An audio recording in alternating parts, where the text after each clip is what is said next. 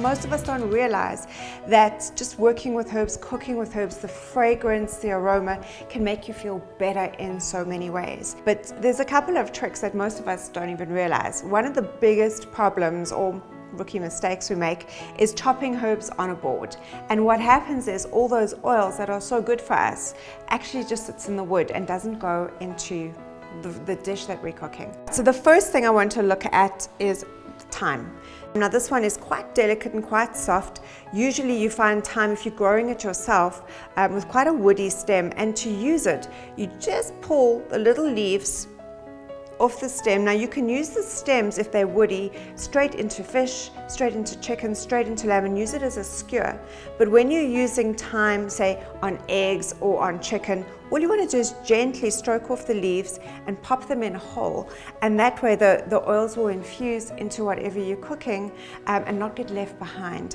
Now thyme, oregano and rosemary are antibacterial. They're really good antibacterials for the stomach and also for respiratory conditions. So if you're battling with a nagging cough, putting fresh thyme, fresh rosemary and even fresh oregano gently plucked into a tea, like a rooibos tea, and you drink that a couple of times a day, you'll be surprised at how your cough stops, your tummy calms down. These are well-known antimicrobial, antibacterial herbs, and they're really, really potent. And just the fragrance alone changes your feeling. So if you're feeling really stressed, I love taking a piece of sage, just really soft, and just moving it between your fingers and just sniffing the sage. It literally just calms you down within minutes.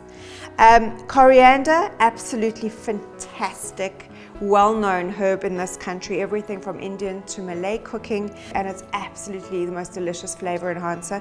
Coriander mixed into yogurt is absolutely fantastic. And we think of yogurt as a sweet dessert, but yogurt can be used as a base for many, many dressings. One of my favorite ways to incorporate good flavor, good taste without having to buy synthetic herbs and spices is to flavor oils.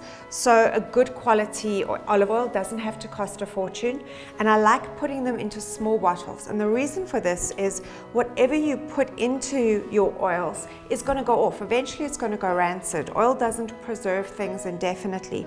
So just a whole clove of peeled garlic, you just pop it into a small bottle of oil. Eventually it will sink, but within about 24 hours, the garlic flavor is going to infuse into the oil, and it just makes the most incredible salad dressing. Just make sure that it's sealed nicely and also stored in a dark place. Olive oil is very susceptible to light and it goes rancid, which means that it goes off if it's exposed to UV light for too long. So always keep it in a cool, dark place. What you can also do with the olive oils is infuse all of your herbs. So parsley oil is wonderful, and you can use that over roast lamb. You can use it very lightly drizzled over salmon or any fish that you've grilled. Even something like frozen hake, once you've put it through the oven and it's out of the oven, just to drizzle olive oil, you could completely impress anyone who comes for dinner. Again, seal it up because these the herbs do go dark after a couple of days. Garlic does create a toxin when it goes off, so just watch that your garlic clove is always bright white, and when it starts going brown, you need to discard it. Another really lovely herb to infuse into the oil is sage, and this is especially true for winter dishes. Another way of incorporating your herbs is into salt. No one really thinks about flavoring salt. And salt is so important.